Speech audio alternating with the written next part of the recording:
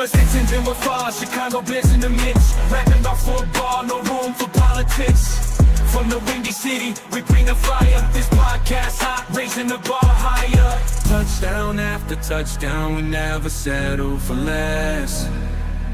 Breaking it down with Foz, we always bring our best. First and 10 with Foz, dancing the crowd, cheering loud and proud. Our spirits never bow. We rep that navy, blue and orange, no room for doubt. Chicago Bears legendary, no team can knock us out. No team can knock us out. Analyzing plays, stats on full display. Hitting hard like a linebacker, making our way. Foz leading the charge, taking us to the top. Chicago Bears legacy, we can never stop. Bear down, rise up. What's up, everyone? Welcome to episode 80, First and 10 with Foz, streaming proudly on Chicago Bears Fan Forever on Facebook along with YouTube. First and 10 with Foz. Make sure to follow, subscribe, like all those. As always, brought to you by my home away from home, my favorite bar in the world, Bedrock's Bar. Bedrock's Pizza, the place to be. Hard rock tunes and craft beers for thee. Crowd is roaring, the atmosphere's hot. We'll party hard, give it all we've got.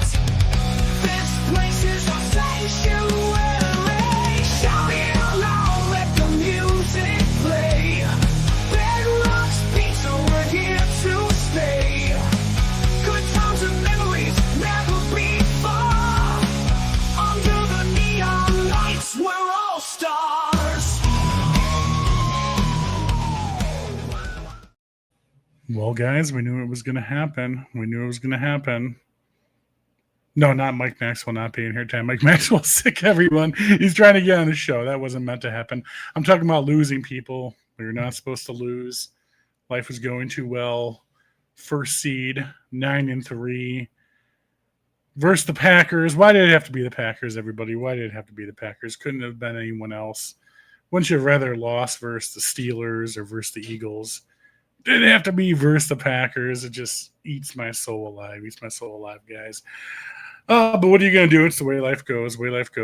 Still a good game overall, minus the whole first half, which I won't get into. That 73-yard first half of was it two good defenses, two bad offenses? I'm going to go with two really good defenses. The first half is what led to that.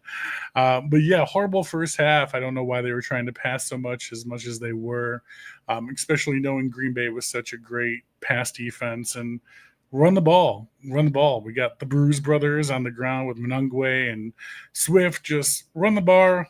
Opposite side, Micah Parsons should have been the game time the whole time. Didn't go that way. Second half, though, you saw they started to open up a lot more with the run, getting away from the pass. That's kind of what got us back in that game.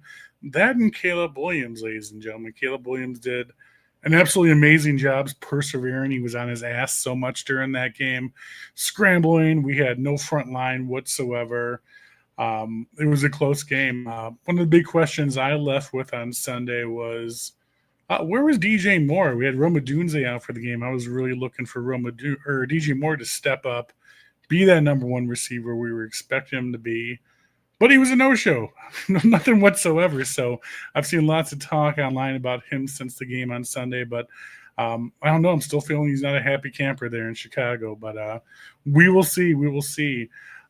Green Bay, in my opinion, got away with a lot of floaty passes, which I haven't seen the Bears defense give up these floaty passes all freaking year.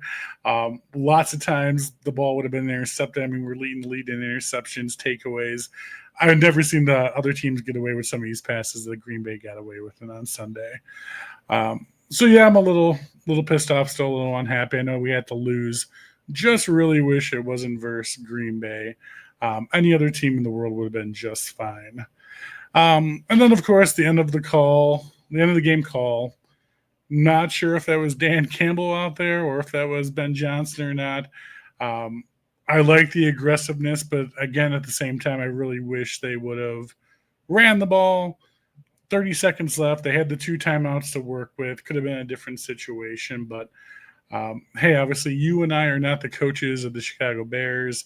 They're 9-3, first seed going into that week for a reason, and we got to trust in Ben Johnson. Everyone, it's one game. We weren't going to win the rest of the season anyway. So, like I said a million times, though, just wish it wasn't versus the goddamn fucking Packers. Eats at my soul. Take away from that game, the Bears were a horrible team last year, last 40 years, let's just be honest with you. And they've been working so hard to get where they're at currently today. I mean, within 12, 13 games of a season, Ben Johnson's taking them the first place in the NFC, first seed in the NFC. And what's more scary than getting there and getting what you want? I don't think there's anything more terrifying. And you're dealing with a team who has a lot of weight on their shoulders. They finally started getting a lot of good media. Teams are talking. Everyone's talking about them. They're in the limelight a lot more.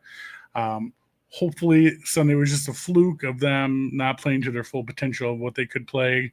Micah Parsons is a great defensive end. Packers has a great defense. But, again, not the Chicago Bears team on Sunday that we know that they are and they know they can be. But we'll see coming back home, because this Sunday we're coming back home to Soldier Field versus the Cleveland Browns.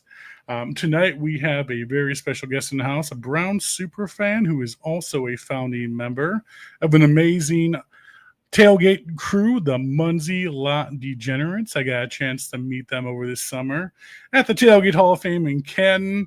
And let's just say this young man coming on the show makes a very mean limoncello. Everyone, welcome to the show, my buddy Giovanni Castelli. Gio, what's going on, man? Welcome to First and 10 with Foz. Brother, thanks for doing the show. How's it going, Foz? It's great to join you this evening. I appreciate you having me on. You too, man. You too. It's an honor and a blessing, bro. I love having all the super fan friends on.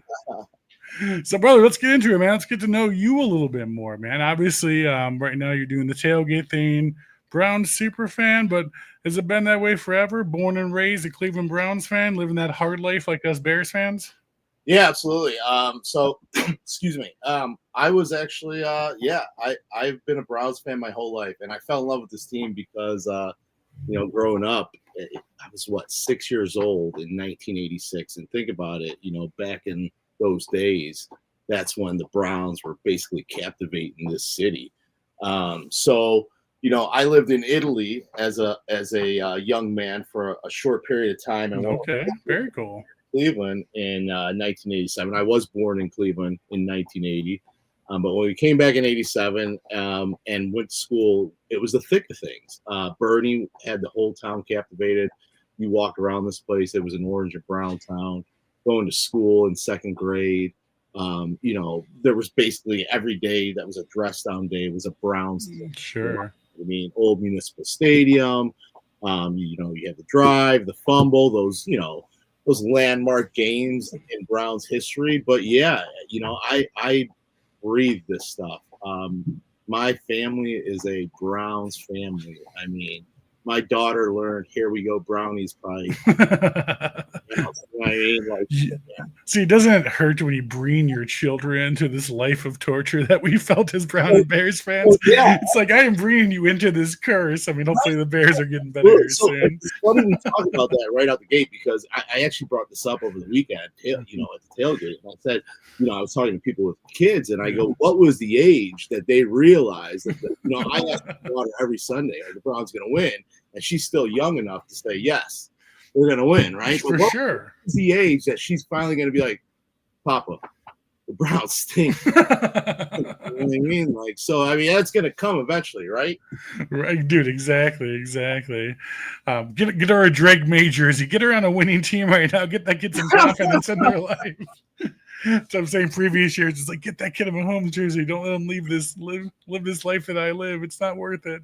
But we do. We pass it on. We pass it on generation to generation. And you know what I mean? Like, she loves the Browns right now. And, like I said, one day the Browns are not very good. But the Browns are a vehicle that kind of brings us all together when you really think about it, just like the Bears are for you guys for years. And you're taking the Browns to the Super Bowl was like the biggest joke when I was growing up as a child. You gotta take the Browns. I was going to the bathroom, man. You're taking the Browns to the Super Bowl. 100%. Oh man, that's such a life of torture, really, my friend. So being a Browns fan, and I ask this of a lot of Bears fans too, because man, it's not easy being a fan of a team like both of us have and have had over the years. Um, what made you stick around? Like, what was like the moment of like, hey, I'm a fan of the Browns. I like the team. I'm going to support them because they're my local team, but I'm still going to go hardcore even though they're losing. I'm still going to go tailgate. I'm going to go to the games. I'm going to travel. Like, what was like the deciding factor to like become like that extra step of a fan on top of just being a normal fan? Because it's hard being a normal fan Yeah. of just a losing traditional team. So where did like the super fan, the extra come from? So when I was growing up, like I said, the Browns kind of captivated me as a second grader. Okay, and I would beg my immigrant Italian father, "Hey, take me to a Browns game. Take me to a Browns game. Take me to a Browns game." Right? And he didn't really care about the Browns. He cared about he cared about. He wants his son to be happy. I'm gonna tell you, yeah. So finally, he took me to a Browns game. And it was a preseason game, and they played like the Atlanta Falcons at the time. Sure. We sat the opposite end zone. And then really what really catapulted me, like I loved the team. I followed them from that point on. I was in Bernie Kosar, still to this day, is obviously a god in this city. Oh, for sure. So Bernie was the man at the time.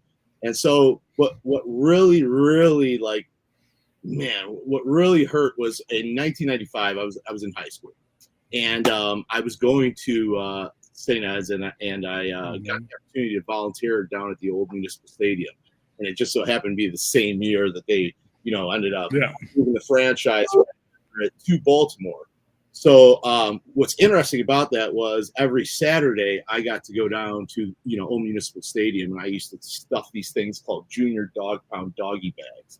Nice. Here, the opposite end zone was the Junior Dog Pound. So during halftime of games at Old Muni during the '95 season, we passed these Junior doggy bags out to kids in the Junior Dog Pound. But every Saturday I got to go down to Muni, and I got to spend some hours down there, just kind of walking around when nobody was kind of looking.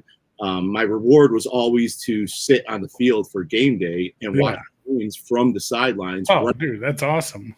Yeah. So that season was like everything was larger than life. Oh, of course, yeah. VIP on the field treatment. Come on. Absolutely. So I one Saturday I took the elevator up to the roof. I got to walk the whole roof of the stadium. Another Monday night we played the Bills. I got to sneak into the locker room, and luckily was not caught. But I got to go through the tunnel, of the dugouts, because when you might see some things in there as a child that might scar your future, my friend. There's some interesting things, but I also found game gloves, and as like a kid, these guys were stuffing them into the rails just because they were throwing them away, and me and my buddy are like, holy crap. This is treasure. Absolutely. So that season really, really, really, really hit it home. And, going to rallies, Save Our Browns rallies and stuff like that. Yeah. I never thought the Browns would come back at first. I mean, I thought we were losing our team for real. Like, sure. No, it was a real possibility there. It really was. And, I remember seeing shortly after that, ads in the Cleveland Plain Dealer from the Detroit Lions, your brown eyes blue and all kinds, it was just, it was so interesting. But the Browns were basically the fabric of this city. And it was just, I just fell in love with that team. Like I said, in the 80s and then in the 90s as well. And then having them leave and like breaking my heart in high school. Yeah. Losing them literally freshman year of high school sucked. Yeah, dude. I don't get it, man. The teams that do that, like how the Raiders and switch towns and go back and forth. Like, I don't know how you sustain a fan base when you do stuff like that. Well, and this is the thing. And this is the most unique thing about Cleveland is how hard we fought for the name. People were faxing Paul Tagliabue, New York, Save Our Browns. And finally, because when you think about it, like when they did go to Baltimore and do the press conference and say, bring the team there, they called them the Baltimore Browns in the press conference. Yeah. And then like that just was that started even more of the uproar to save the Browns. And it was an interesting time, and we fought really hard retain the history, the name. The Yeah, colors. for sure, 100%. And then we come back in '99, and yeah. Revamped. You guys are happy to have your team back. It brought a whole new level of fandom back to Cleveland, man. Which is... I mean, absolutely. And see what it was is like I remember telling my buddy Paul, who's coach. I remember telling Coach, because me and Coach have been friends since we were 7. Yeah. And I remember telling Coach, when they left, we said if they ever come back, we'll get season tickets. And shortly after they came back, we did, and we've had our season tickets for now, man, almost 20 years at this point. And what do Cleveland Browns season tickets go for? Like, what's like where are you sitting at level, and then kind of like cost per ticket? I always like to ask season ticket holders. It varies so widely between team to team. It's like outrageous on some teams, very affordable elsewhere. Like, being a Browns fan from Cleveland, like with the Browns record in history, what does a Browns season ticket cost? So when I first started, it was $450 per seat for the whole season, and this is like 20 years ago. Right? Oh my god, that is so crazy to even think. And we're in the upper dog pound, which is $318. Who cares? I mean, we're $450 a seat for the entire season, for the whole season. Now, this was almost 20 years ago, though. Yeah. So right now we are at $2,400 for 2 seats in the same area. Oh my god, that's still not bad whatsoever, my friend. 100%. That's still not bad whatsoever. I think product on the field also dictates that to a degree. You know what I mean? Right? Yeah, no. I don't want to say the Bears aren't much higher than that, but they're a little bit higher than that. Okay. Well, then you got the city of Chicago, you got the parking passes, you got a whole bunch of other things included in that. So, and then are you a PSL owner? Do you own the seats, or you just buy the season tickets? Most unique thing about the dog pound is it was one area that didn't have PSL. So. That's awesome, dude. That's awesome. Yeah, man. Bears fans are not lucking out with the good prices, man. And I don't think we're going to luck out that much either with the new stadium being built in Arlington Heights. Apparently, costs are going to go a little bit more outrageous too as we move. But what are you going to do, my friend? It's still awesome being a season ticket holder, right? Well, 100%. And we're looking at the same boat, with the new dome going to get built out here in Cleveland here in the next, 5 years or something. Yeah. By the airport, they're already, sending us polls as season ticket holders, asking about what we'd be willing to spend on a PSL or this, that, and another. Yeah. So $2,800 for 2 seats for the seasons was my boy Andy's paying. That's not bad. It's not horrible. Yeah, it's not horrible. I guess if you're not a PSL, you don't have to buy the seats. It's not horrible. What's the average waiting time? Is there a waiting list right now for season tickets? You know what? There was, and I'll be honest, I went earlier this year just to check, and you can probably go right now and get a season ticket. I mean, listen, when Baker was here initially, they ended up with a season. Mike Maxwell's on the show, everybody. Mike Maxwell. Hey, everybody. Sorry, Gio, didn't mean to cut you out. No, it's all good. So when Baker, was here for those couple years, that season ticket ended up, going up. And then, the fallout from that, and then think about it. I mean, they've just been Kevin Stefanski's had a rough go the last dude, for real. So listen, the other week against the Titans, I think you could get tickets for as cheap as $6 day of the game. Oh my god, man, that is so crazy. Isn't that wild? So think about this, as a season ticket holder, you wake up Sunday morning, your ticket's worthless, right? I mean, you can't sell it if you wanted to. You've got an emergency. Yeah. You know what I mean? So that's the one thing here in Cleveland is hope always springs eternal. The first month, 2 months of the season, sometimes, and then winter sets in, right? Winter is coming, everyone. Yeah, winter sets in. So hope. Listen, it's always like everyone says, it's always 100% hope, 0% expectation. You just you want your team to win, right? But we'll tailgate regardless. Right. So, how did you think about Shedeur on Sunday? I thought he actually played well, you guys. I mean, I thought every week so far that he's come out, he's actually shown improvement. No, I mean, every week that he's gone out, rolled out there, I thought he's just he's shown that, like, even his footwork last week. I thought his footwork was the biggest thing that everyone was like looking at, like footwork. And I thought over the course of the last 2 starts, I thought he's looked better and better. So it's going to be interesting on Sunday because you guys have a good defense, and he was blessed to go against a Titans team, which they still couldn't get over the hump, but that's a whole nother story.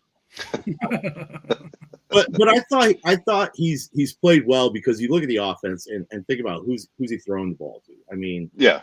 our offense is not Jerry Judy, bro. Come on, what are you talking about? Lord. Hey, Mediocre Judy. I mean, think about Jerry Judy. Our offensive line. I really like Jerry Judy when he was on the Broncos. I thought he was an excellent receiver. I feel like you know what So when they traded for Jerry Judy, I felt like he was like rejuvenated to be get the hell out of Denver. Sure. And I feel like we're getting the Jerry Judy at the end of his Denver stint right now. I mean, just all the way around and the interviews and everything that's goes into it. It was nice to see him score. It was nice to see the offense move. But like the offensive line is decimated. That's him and Shadai Sanders having a little something on the sideline last week. What was going on there? Oh, I see. You know what? So from what we've heard, it's because he overthrew him on a couple routes where he was wide open, and then didn't see him on a couple routes where he felt he was wide open, and that's what he was pointing out at. So he's Stephon Diggs now, is what you're telling me?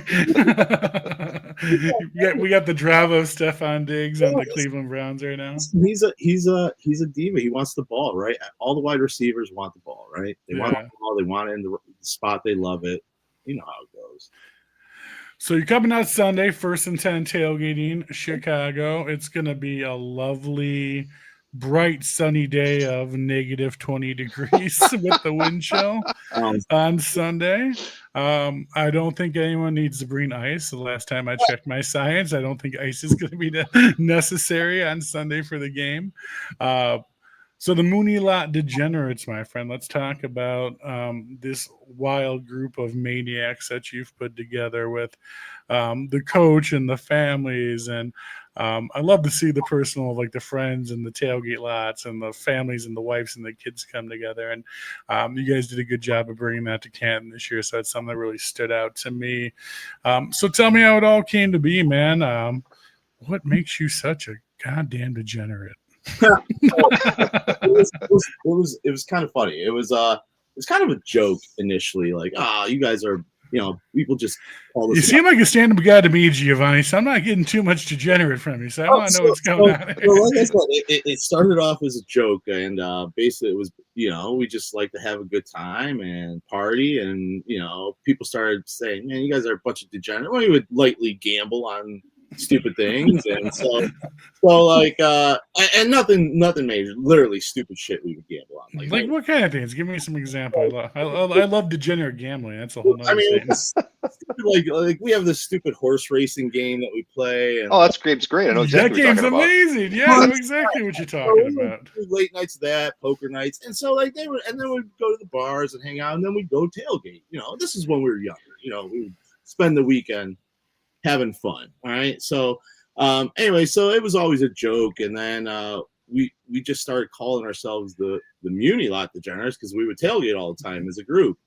And then one day, it was actually in 2019, and that's kind of what we call our founding year is 2019. I was getting married that year, and we went to Denver for my bachelor party. And there was nothing, like we weren't going there it wasn't a game or anything, but like it was the first time I was like, let's get these t-shirts and I just want to get a picture of all of us together in these shirts. And they were Muni Lot Degenerates shirts. And it was the first time we all just wore these shirts together. And it was just, like I said, it was still kind of a fresh joke. Yeah. And then Alfie and Lindsay started coming around, me and Paul, AKA Coach. And Carly was a big part of our group as well, just like our friend group. And she started always coming around. And then our buddy Chico, big Filipino guy, he was always coming around. And then we're always coming together and tailgating. I mean, it was just basically, tailgating. And then one day, Alfie, who's one of the younger guys in our group who has the ambition to go out and just do something crazy. I went out and bought our first vehicle, and it was a beat up like RTA, paratransit. Yeah. And so very reliable. Very reliable. He goes out there and he's like, he goes and looks at it, and he comes back or he calls me and he's like, I found this thing, and I don't know, I think I might just go for it. And I'm like, all right. I go, you're just going to buy it? You don't even know anything about it. And then literally like 20 minutes later, I get a phone call. He's driving home with it. So he buys this, and literally, I want to say about maybe a month or two, maybe even a few months after, he starts being approached by somebody he works with. Alfredo's a fireman with CFP. Yeah. And somebody at work is like, hey, you should really check out this vehicle a buddy of mine has. He has a Browns ambulance that like him and his friends used to tailgate out of. And then they all got old and said, we don't want to do it no more. And he's like, you should come look at it. And Alfie's like, well, we just got this other vehicle. Maybe I'll look at it some other time. Year passes. He's like, it's still there. Nobody knows what's wrong with it. You should go look at it. He finally goes and looks at it, finds out, I think it's something I can fix easy, he says. And I go, how sure? He's like, I'm 90% sure. So we end up taking the plunge, taking it to a mechanic. It was a bad starter, he found out. So Alfie went ahead and had it all fixed up, tires, brakes, everything done, starter put on. Yeah. We ended up going out. I went out and bought a TV and a generator and everything else. And then bam, next thing you know, we are an ambulance crew, right? Hell yeah, man. Hell yeah. That's awesome. So we become an and that's what you had in Canton this last summer, correct? Right. Yeah, that's what we had in Canton, and that's kind of what we're known for, our ambulance now. And like our shot ski is a pediatric backer board, flip it over and carry somebody to the ambulance if need to. But yeah, it's a good time, man. We have a lot of fun.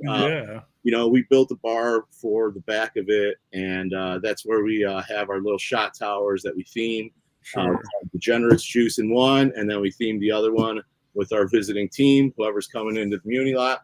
And we just try to have fun. And then, I make homemade limoncello, and that kind of just became. Oh, yeah. It is. There's that baby. So good. We'll enjoy some of this weekend for sure. Liquid lemonheads. Yeah. We'll have some fun with that. But, and so we're there every game. We make sure we're there at 5 a.m. 1 o'clock games, we're there at 5. 4 o'clock games will usually let us in, 7, 8 o'clock. But we have the most unique lot, I feel, in the NFL. Yeah, dude, you guys definitely do, man. I think it's pretty crazy the way the whole setup is, just a big line of everything. So, yeah.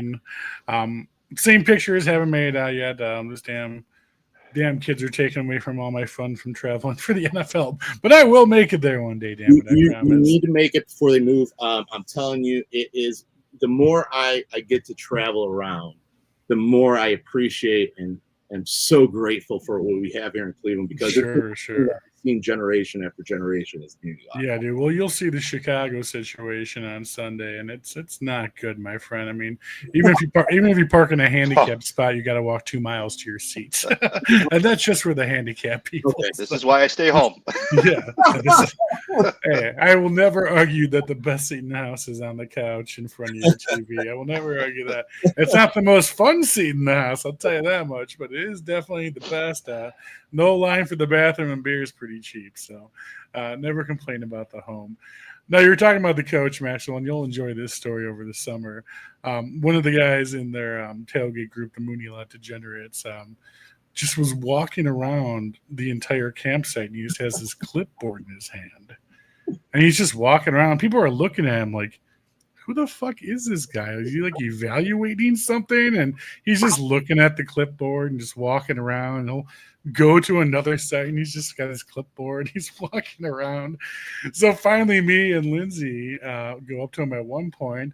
And we're like, dude, what the fuck are you doing with this clipboard, man? And he has the clipboard. He turns around. He has absolutely nothing on the clipboard. He's like, I don't know, man. I just found this down by the pool. I've been walking around carrying it all day. I thought you were gonna fucking lost it, dude. I thought you were gonna I was like, listen, bro. I was like, this is now your thing. Oh, I was like, you just have to carry this clipboard everywhere you go now and just evaluate things because that's your role now. You may have baptized him in that role because that clipboard has not left his hands since. Yeah, dude. It was me and my wife were absolutely dying during the tailgate. Yeah, Lindsay's watching the show tonight. The clipboard, man. We 100% thought he was like checking out, like judging, evaluating like different campsites. And like, who the fuck is this guy with a fucking clipboard? I'm like half in the bag at 2:00 in the afternoon at the Tailgate Hall of Fame. I was like, is this guy fucking judging me right now? Oh, it was so funny, man. Then when we found out that he was halfway in the bag, he's like, I don't know, I don't even got nothing on this thing. That's the great. best, man. The best. He needs to decorate that clipboard, do his own thing with it, man. That is his thing going forward. And that's great. I hope he has it on Sunday, man. Oh, he will. It's on the list of things we need to bring. So. Yeah, the clipboard is in the ambulance for sure. Well, awesome, my friend. Gio, I appreciate you coming on the show time, man. Like I said, you and all your friends at the Tailgate were such a class act this year at the Tailgate Hall of Fame. Really stood out. I love when we see fans of fans around the league and coming together and spreading the love and having a good time because that's what it's all about, man. The Mooney Lab Degenerates for the Browns are definitely part of that and doing that around the league. So make sure you guys check them out when you're out there in Cleveland. If you come out to the Tailgate Hall of Fame, I hope they are a staple there going forward now. So appreciate you, brother. Thanks for coming on the show. I will see you on Sunday. I will be definitely very, very suited up in my bear coat for sure. Good, brother. But definitely will not be too cold to have a shot of limoncello with you, brother. That's for damn sure. All right, my guy. Enjoy the rest of the night. Appreciate for you coming on, man. Good luck with the game on Sunday, and then we will go from there, sir. Hey, we'll see you Sunday, Foz. Have a great All right, brother. Thank you. Yeah. Cheers. Cheers, bro. Mike Maxwell, how are you, Christopher Moltisanti? I almost laughed out loud when I saw the name pop up on the screen. I think Lindsay was upstairs laughing. I heard her bust up laughing as soon as you jumped on. I'm dying from a death of 1,000 sneezes, but we got to talk about the Bears. We got to talk about the Bears, man. I did my little spiel on Sunday's game before you were able to get on, but yeah, dude, a tale of two halves, man. A tale of two halves. Yeah. Very disappointing first half, and then what was your overall opinion of that second half, man? I mean, they were trying. They came back. I mean, it was nice to see because you had 23 passing yards in the first half, so you didn't have a first half. Yeah, I mean, they fought hard. They adjusted, however you want to look at that. Yeah, and had a pretty damn good second half. It was a play here or there away from probably winning that game. See, Max, we talked about it the last couple of weeks, and I keep on bringing it up, dude. Like, just run the goddamn ball. Just run the ball. I've been wanting the Bears to have a pass game since I can remember. Sure. And now it's just like, no, I don't want them to have a pass game because they have such a good run game dynamic happening right now. And then you can just throw in like a couple play actions here and there to our tight ends and fool it up and do a couple rollouts and a Caleb Williams like run dude here and there and some play action. Like, just keep running the ball, dude. It's like that first half, especially the first half, like stop trying to be Josh Allen and the Bills, like throwing it 20, 30 yards down the field and scoring real fast. Like, we're not there yet, man. You know what I mean? I don't think our receiving core is there yet, and Caleb Williams is definitely not there yet. Yeah, no, Caleb's not, and Rome not being there also seemed to hurt. At the same time, the Packers did seem to have their card pretty well. I mean, they came out with a pretty good game plan and seemed to really confuse the Bears quite a bit in that first half. I mean, that is a good defense. There's no taking away. I mean, as much as we hate Green Bay, Micah Parsons was in his face almost. I think the entire fucking game he was in his face. We held him, dude. I can't even deny it. There was holding on every play against Micah Parsons. You have to. You have to. And even LaFleur, and it's been all over TV since. But, dude, it's every game that happens with Micah Parsons. You cannot not hold Micah Parsons the entire game. Like, you have to. No. They can't call it every time. And no, as long as you're not egregious with it. Like, a couple of those were outrageously. But, like, you have to. I mean, he's such a freak. He's a lot like the guy we're going to play this Sunday on the ball. I mean, what are you going to do? So the Packers had a good game plan. You know, it's just one of those games where you just got beat. I'm not upset. I was 100% okay with at this point being 9-3 taking a Yeah. loss. Yeah. Oh yeah. We're unrealistically at 9-3, higher than any of our dreams could have imagined we were going to be anyways this season where we're at currently. 100%. I just didn't want to be against the goddamn Packers, dude. I agree. I would have rather have lost against the Steelers or the Eagles. I would have rather won yesterday and lose against the freaking Browns on Sunday. Like, I just didn't want the loss to be, especially after the 5-game win streak, to be against Green Bay. Man, that was the dagger, and that was the hardest pill to swallow for me personally. And like the victory was in your fingertips. You know what I mean? Like they were so close to winning that game.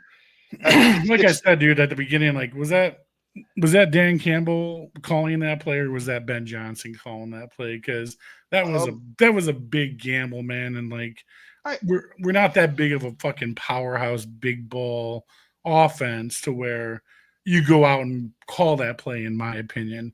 Especially when you have 30 seconds, 2 timeouts left, and you have the running core that we had, dude. I would have rather been safer, got in the end zone, tied the game, and gone into overtime personally. Yeah. That's where I would have rather gone and took the opportunity to tie or win the game in overtime. Because I think by the time the end of the game came, we definitely had the momentum going our way on top of Green Bay. No, I agree. I think he was definitely going for 2 there, though, if they got the touchdown. Like he talked about it after the game, that he was very much – I think that's kind of how Ben Johnson is. I'm not saying he's as crazy as Dan Campbell, but I think he's an aggressive guy. Are we going to have to get the wheelbarrow for his balls, too? Is this what we got coming for us? I don't know if we're that insane, but I think we're more aggressive than not. And I mean, that's kind of what we wanted. I did go back and watch that play. I know we watched it in real time. We all agreed we didn't like the play.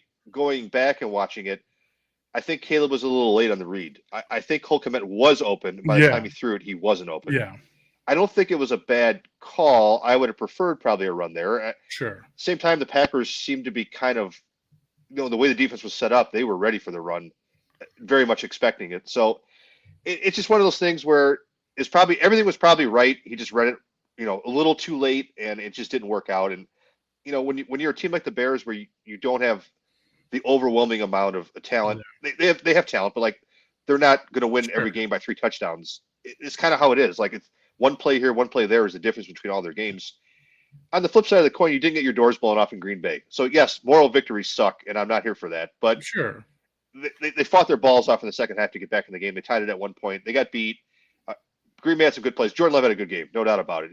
He torched that secondary. Yeah, man. Yeah, no, 100%. I mean, a lot of those passes with the Bears secondary and the Bears safeties. I mean, I didn't see a lot of other teams in the last 6-7 weeks get away with those passes Jordan Love got away with. But, Brisker was having a heart attack on the sidelines with a couple of the ones he gave up, which was definitely very un-Brisker-like style to allow a couple of those big plays that happen. But, like, Bear, dude, I think this is where we're all at, but now we have expectations. Like, nobody expected this record of where we're at today. So it's like no one expected that. We expected it to be a rebuilding year.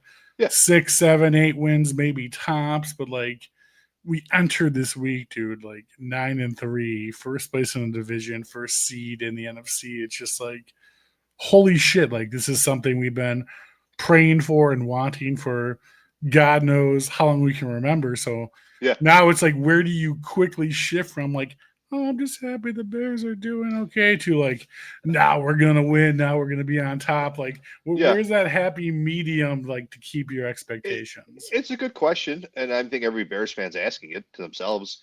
I think we're to the point where we're definitely expecting them to be a winning playoff team right now, and I don't think there's anything wrong with that. I expect them to have 11 wins, 10 wins for sure, 11 by the end of the season, hopefully. And I think the Green Bay game reinforced that they are a good football team.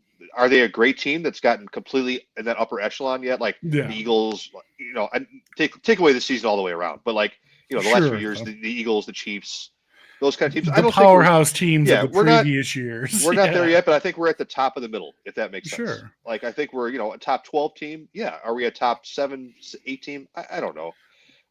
You see the glimmers of it though, which is a good thing. So I think we should have expectations of,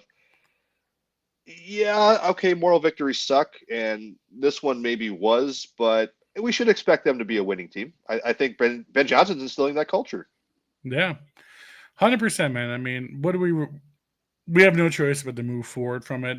Yeah. Most importantly, I hope the players just move forward from it. I know I think so. losing against the Packers is always a big kick in the dick, dude.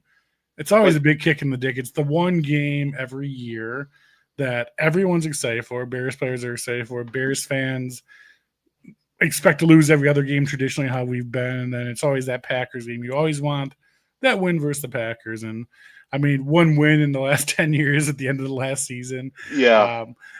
I just thought technically this year on paper, our team is technically a better team than the Green Bay Packers currently, in my opinion. I just think we didn't execute on Sunday. We just didn't execute. Yeah, because they didn't, a better drive in the first half. It's a Bears win at the end there. So it completely changes the drive at the end. Sure. The good thing is we've got another Packers game coming up very quickly here. Yes, we do. To redeem yourself, at home. So, if let's say they come out and they beat them pretty handily at Soldier Field, 1-1 against the Packers. That's all you can expect. I mean, they're a division rival. No matter what records are, throw them out the window. It's always going to be a fucking tough game. I mean, the NFC North, all of our teams who are in it right now, us, the Lions, the Packers, none of us have a cakewalk the rest of this season. Man. We're all going up against some pretty damn good teams. We got Denver, we got the Rams, who Detroit and Green Bay are going against, dude. I mean, we can talk about Green Bay and skip over this weekend like this weekend doesn't exist, dude. But as much as this weekend should be technically on paper a walk in the park win for the Bears, dude, if the Bears don't win this weekend, that is completely, utterly devastating for the rest of the season and any potentials we have of making the playoffs or keeping in the division run. Because what we need to happen is we need to win on Sunday, and we need at least Green Bay to not win versus, I believe they're playing the Rams on Sunday, correct? No, Denver. They're going to Denver. They're Denver, correct. Yeah, they're playing Denver. So, I mean, dude, next couple of weeks are going to be stressful as fuck, man. Yeah, it's hard to say a 9-4 team as a must-win game coming up. But they kind of do. Yeah, they do. So, they need to beat the Browns this week. I mean, let's say the Packers lose. You're right back where you were this week. You're right ahead of Green Bay again. Dude, a 9-4 team is in the 7th seed of the playoffs in the NFC right now. Like, it's a reality going check. on? Yeah, what is going on? It's such a like top heavy. Like, there's 7 really good teams and 7 really awful teams in the NFC. It's wild. Yeah, I mean, that's why you can't get too high when the number 1 seed and you can't get low when the number 7 seed. It's going to all shake out how it shakes out. Well, you got to concentrate on the Bears need to win 11 games, I'd say, to make the playoffs. And as long as you do that, you're good. But it starts this week for sure, because after this week, then you got 3 really tough games. Look how fast it turns, man. Like, look at last couple of years, AFC was like the powerhouse of the NFL, and there was nobody in the NFC. Now you turn around this year, and everyone in the AFC were powerhouses are all falling apart, and now you have like all the NFC teams are like at the top of the tier of the NFL. It's like, what is going on, man, in the NFL right now? It's completely crazy. It's turned upside down. Yeah, and it would behoove the Bears to win this week and take the Green Bay game, to not have to go to Detroit, or Detroit come here to have a deciding playoff game. We need to win versus the Browns. We need Green Bay to lose this weekend against Denver, and then it's all balls for a Saturday night Green Bay versus Bears game in the city of Chicago, my friend. Which no doubt there might be some fires that night if we win on a Saturday night in Chicago, man. Going for the division versus the Packers. No doubt, someone's getting shot somewhere. That's for damn sure. Somebody is getting shot somewhere. Some car is being lit on fire somewhere. That's a guarantee. Oh man, gonna be so fun. But yeah, we got to get through this weekend, man. And again, I think the only thing we got to really focus on this weekend, in my opinion, and be concerned about is Myles Garrett, dude. Myles Garrett, despite the Browns situation right now, is having a standalone stellar season. He's a one-man defense. He's a one-man defensive line. He's a wrecking ball, dude. We just had Wright do a pretty good job against Micah Parsons, and he's got another tough advocate this week going against Myles Garrett, man. Yeah, that's a tough back-to-back matchup for that poor guy. And Darnell Wright's been a stud this year, no doubt about it. Humongously, dude. Humongous stud. You talk about 2 back-to-back games of holy fuck. I don't think you could have 2 worse back-to-back matchups for your personal matchups for an offensive lineman than those 2 right there.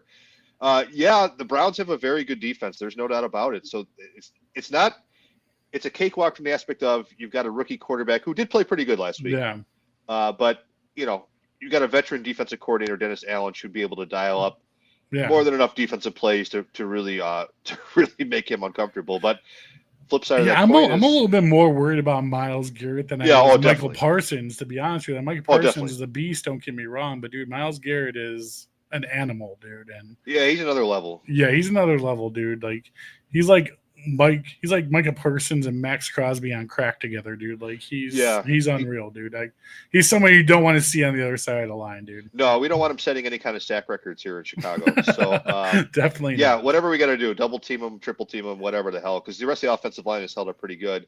You'd also like to see a little more pass rush this week against Shedeur Sanders to make him nice and comfortable. Yes, dude. I mean, I think Montez Sweat, again, he's been pretty stellar on his own this season. Yeah, another sack. We're definitely missing that addition of another defensive end that I wish we would have picked up earlier on in the season, man, especially where we're at right now. Such a big loss, not really spending the extra money in free agency or making a trade before the trade deadline to get somebody for opposite end of Montez Sweat, because that's really what's killing us right now is that defensive line, dude. Billings, Dexter Sr., and that fill-in guy at the other end who we got in, they ain't doing shit, dude. No. It's right now Sweat on his own trying to do as much pass rush as possible. And that's about it, man. I mean, the rest of them is stopping the run, dude. I mean, that's what they're good at. But don't get me wrong. I mean, they turned the ball over a ton this year. And I'll take that over a sack any day. Yeah. But still, you'd like to see him make something. I mean, that's why Jordan Love was so good on Sunday. Yeah, you don't let Jordan Love get comfortable in the pocket. No, exactly, 100%. No, you carved him up. What are you going to do, Maxwell? What are you going to do? Just still piss and moan until it happens again, right? Well, at least we've had nothing but really happy, cheery episodes for about 6 weeks here. So. Yeah, we can't complain. I'm still happy, even man. this isn't it wasn't like the Detroit game. They didn't get beat 50-10 or something like that. I mean, it was. Dude, we're still in the race. We're in second place right now. It's a tight division between the Lions and the Bears and the Packers, and everyone's playing good teams. There's going to be so many good football games to watch this weekend. And I'm excited to talk about them all next Tuesday, man, because whatever the outcome is going to be, dude, because I think we're going to see these tiers switch up and down as far as what seed we're in and the division going up and down the rest of the season, man. It's been a wild ride, and that wild ride is not over with, ladies and gentlemen. That's for damn sure. It's been a fun wild ride for a change. It's been a fun wild ride, and let's hope it ends with a positive note, right, Maxwell? Couldn't agree more. All right, guys. Next week we'll be breaking down the Bears-Browns game this Sunday for the nice, sunny, warm game we're about to have at Soldier Field. To get ready to come back for a Saturday night football game in Chicago versus the Green Bay Packers. I'll be having one of their best fans, one of their top fans on the show next Tuesday. Green Bay Superfan, the owner, Mr. Stephen Tate, is going to be joining us from Green Bay.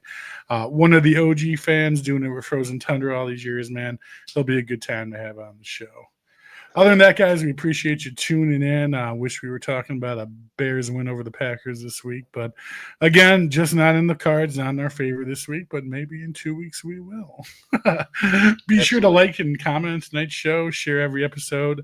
And don't forget to follow us on YouTube as well as First and 10 with Foz podcast here on Facebook and Twitter. Appreciate you guys tuning in as always. You guys are the best. Appreciate all the comments and likes and everything going on. In the comments, you guys are the absolute best and appreciate and love you all. Other than that, guys, have a great rest of your evening. Bears, Browns, Sunday, 1st and 10 tailgate. It'll be nice and warm out there where your tank tops come on out. We'll be doing it. Limoncello, the Brownies fans. It'll be a good time. Other than that, guys, have a good rest of your evening, and we'll talk to you guys next week. Bear down, baby.